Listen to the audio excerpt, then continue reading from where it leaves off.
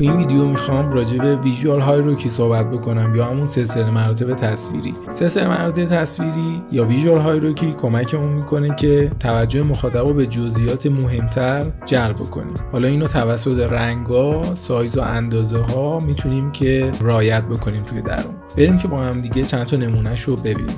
اول میخوام چند تا بهتون نمونه نشون بدم بر اساس فیبوناچی گذاشته شده. مثلا به صورت ساده این کادر همه دارن انگاری اشاره میکنن به این قسمت، ولی برعکس این یه کادری داریم که همه چیز به هم ریخته و شلخته است و ما چشممون تو کل صفحه سردرگمو داره میچرخه. یعنی چشم ما بیشتر داره به سمت بیرون کادر میره، این سمت برای ما بولتره، خود به خود چشم ما از کادر خارج میشه. این میتونه برای طرحمون خوب نباشه. این قسمت هم که داریم میبینیم دو تا حسی که ما ممکنه که از این کادر ببینیم مربوط میشه به این که این حس خیلی خنثی‌تری به ما میده و این حس پویاتری میده به نحو اینکه چشم ما داره توی صفحه میچرخه.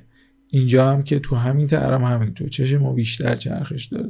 روی این طرح هم که دارید میبینیم، حالا فرض کنید یه عکسیه، یه تایتلی و یه ساب هدینگی ما داریم. اونجا میبینیم که این کاد حس به هم ریختگی به ما داره میده و این کاد حس محکم بودن به ما میده، حس ایستاده‌تر بودنی به ما میده. این حسایی که ما از کاد میگیریم، حالا اینا از کجا میاد؟ از اعدادی میاد که به نام فیبوناچی. حالا اینا ریشه داره در تمام چیزایی که تو طبیعت رشد کردن، حتی شکل مغز ما به صورت فیبوناچی رشد کرده. حالا این فرمولش چجوریه؟ اگر که ما حالا اندازه کانتینرمون هر چقدر باشه اونو تقسیم بر یا دیواید 1/618 بکنیم، یعنی اندازه این در میاد و اگر اون عددی که به دست آوردیم و حالا منهای کانتینر اصلیمون بکنیم، جواب این مستطیله، یعنی این قسمت پایین در میاد، قسمت پایین این مستطیل در میاد. و برای این قسمت کانتینر هم میتونیم این کارو بکنیم که اون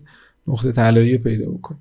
که میبینید فیبوناچی رو ما اینطوری میتونیم فرمولش رو در بیاریم. حالا تو طرح چجوریه؟ مثل اینجا ببینید که چطوری ترکیب بندی رو چیده شده و دقیقاً سر کارکتر رو نقطه طلایی اون فیبوناچی قرار گرفته و میتونیم که روی این طرح ببینیم که اینجا دقیقاً این تایتل اصلی ما روی نقطه فیبوناچی قرار گرفته. اگر که ما می‌خواستیم اینو بذاریم وسط قرار بگیره، دقیقاً اگه می‌خواستیم وسط قرار بگیره به این صورت میشد. باعث شد که یه خورده همه چیز قشنگتر و احساس بهتری داریم الان نسبت به کاد وقتی که از این اعداد استفاده کردیم.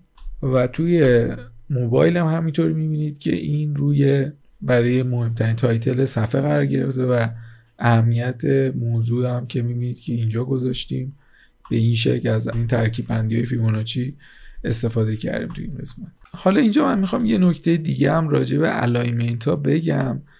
ببینید این دقیقاً الان وسط کاد قرار گرفته این مثلث، ولی ما احساس میکنیم که این الان به این سمت کاد مایله، در صورتی که این یه خطای چشم دیگه داریم میبینیم. من اینجا مثلا اومدم از پدینگ 48 استفاده کردم که اینم قبلا توی اسپیسینگ ها من گفتم که اینا رو چه عددیه، چرا من 48 استفاده کردم که میتونید ببینید. و اینجا من از پدینگ 48 استفاده کردم برای اینکه این الان احساس بهتری به ما میده، انگاری که این مثلث الان وسط قرار گرفته. یه سری الاینمنت ها هم به این صورت هستش که ما منتالی نسبت به یه آبجکتی توی اون کادر احساس میکنیم که این گوشه تره و اینطوری میتونیم که با پدینگا اینو تو وسط تر قرار بدیم تو المنت. نکته بعدی راجع به فونتا و سایزایی هستش که ما میتونیم با اونا هم وزن ایجاد بکنیم و هم توجه مخاطبا به موضوع اصلی ببریم، که اینجا میبینید که به خوبی از این استفاده شده و تو متن میبینید که سایز کمتری داره و توی تایتل میبینیم که سایز بیشتری داره که توجه اول به عنوان و بعد به اون متن جلب میشه.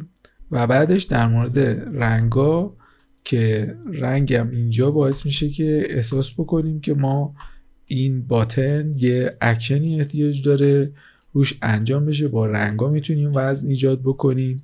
به این صورت برای اینکه توجه مخاطب رو به اون قسمتی که میخوایم ببریم. تو این طرح مثلا میتونیم ببینیم که با رنگا وقتی که مخاطب اینجا تازه شماره تلفنش رو وارد بکنه، ما اینجا دکمه رو حالت اکتیو میبینیم. مثلا اینجا میبینیم که این حالت استفاده از رنگا برای اینکه توجه مخاطب رو به اون قسمتی که میخوایم جلب بکنیم. اگرچه نسبت‌های طلایی میتونن سطح پروژه شما رو به صورت چشمگیری ارتقا بدن، اما گایدلاین مناسبی نیستش که تو همه جا بتونید شما استفاده بکنید و میتونه شما رو محدود بکنه. شما هم تو کامنت برام بنویسید که از نسبت‌های طلایی چقدر تو پروژه‌هاتون استفاده میکنید. فعلا